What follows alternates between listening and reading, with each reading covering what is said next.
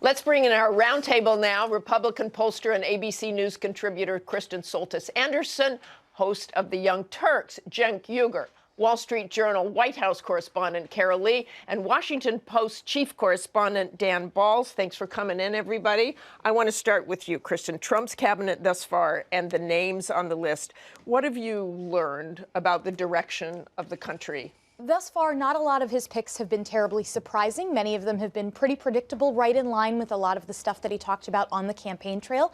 You've got, for instance, his pick for Secretary of Education, who's somebody that a lot of conservatives have looked at as saying, okay, this means he's actually going to pursue a right-of-center agenda. This makes us excited. These picks have been so important because Donald Trump ran, his campaign, I think, based a lot on sort of personality, a strong message, but there was a lot of questions about filling in the gaps on some of these policies areas. So that's why there's been so much, I think, excitement on the right about some of these picks where he's filling in the gaps in a very conservative way. And Dan, your analysis of the Trump victory cast him as the first truly independent candidate. Are you still feeling that way after you've seen some of these picks and the people he's talking to?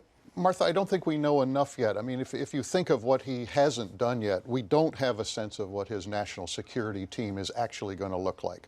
We don't have a sense of what his economic team is going to look like. In a sense, we know Mike Flynn, we know K.T. McFarland, who he announced this week. But we don't know Secretary of Defense. We don't know Secretary of State. What do you think about what Kellyanne Conway said about Mitt Romney? Well, she's channeling something, and I'm not quite sure what. But she's trying to do everything she possibly can to deny Mitt Romney getting Secretary of State.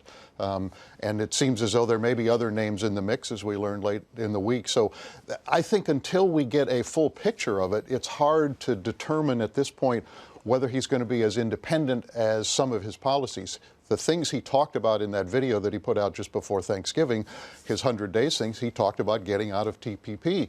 I mean, that's something that the rest of the party is not necessarily in favor of. So there's a lot that's still up in the air. And it sounds like he's listening to a lot of different people. Carol, I want to turn to the potential of conflicts of interest, something we haven't really talked about. You've reported that Obama liquidated most of his assets in 2008 to avoid concerns about whether a decision he made might be even inadvertently benefit him. Trump on Wednesday told the New York Times that under the law, the president can't have a conflict of interest. Who's right? Well, I mean, it remains to be seen exactly what Donald Trump does here. I think typically you would see a president-elect try to get out in front of this. He hasn't really shown any interest so far in doing that. I think when you hear stories like the fact that he was speaking to a very high-level British politician about not having windmills off the coast of Scotland where one of his properties is, those are things that really raise concerns with people. And I do think that if he doesn't get out in front of this soon and have some kind of a strategy for dealing with this, you're going to see a drip, drip, drip of all of these stories coming out, and this will be a narrative that really dogs his presidency at a time when he's trying to do a number of different things on the economy, on national security, and this will be a big distraction. And Jen, conflicts aside, we've seen his approval rating rise since the election. Mm-hmm. So what is that all about, and what do you think he needs to do going forward, just listening to him the past couple of weeks?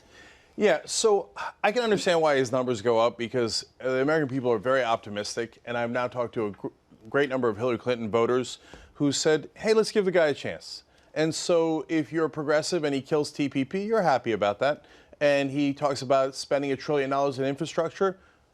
Great. President Obama should have spent $1 trillion in infrastructure. So he's out-populisting the Democrats. That's why he won in the first place. Now, those are all the good news. There's a lot of bad news out there, too. I mean, he said he would drain the swamp. So far, his cabinet is the swamp. Betsy DeVos is a proud member of the donor class. She says she expects a return on investment. And the conflict of interest is out of control. He brags about it. He has his kids in the meetings with the leaders of foreign countries, Japan, Argentina, et cetera. Brings in which Indian I'm sure, I think he'll leaders. just say, look, my daughter was just in that meeting. Yeah, what does that mean? You're not buying that? She runs my business. No, he said it right after the election. He said, hey, I told the American people I have property all over the world, and they elected me anyway.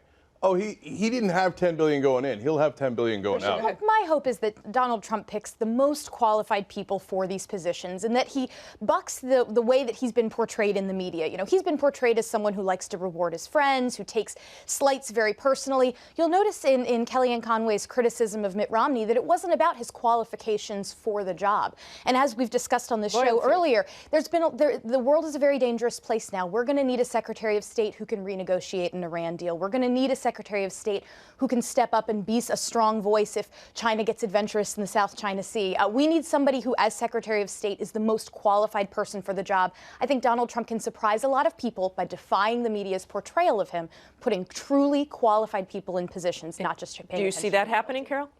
Well, I agree with Dan. I don't think that we know yet. I think whoever wins out in this fight over Mitt Romney and Rudy Giuliani will tell us a lot about the direction that this administration is going to go.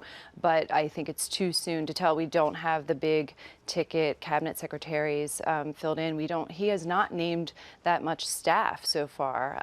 I covered President Obama's transition, and at this point, things were much further along. You had a much clearer vision, and the rollout was clear in that you understood where the president-elect wanted to go in terms of policies and the vision that he had for his presidency, and we just have not seen that yet. And Dan, I want to talk about relations with the press, which have been a little testy sometimes. What will it be like to cover Donald Trump at the White House?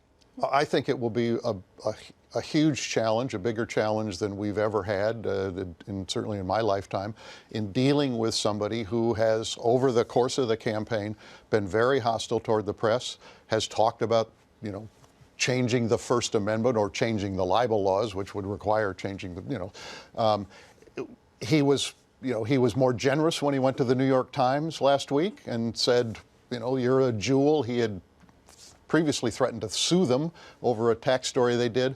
I think his instincts are, as we have seen, to fight back whenever he feels aggrieved. And if the press does its role, it's going to be very tough. It's tough on every president. No president likes the press.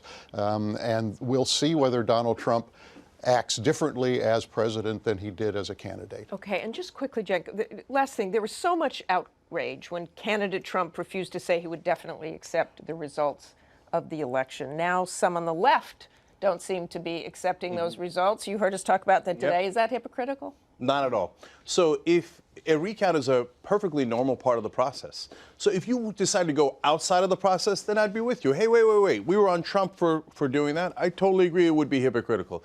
But if you're within a percent and there are rules in every state on this, perfectly right to call for a recount. I don't know, I saw the interview obviously earlier in the show. I don't know why they're so nervous. They're just so jittery about no recount. Whatever you do, don't do a recount. Just calm down. If you think you won, the recount will show the same thing.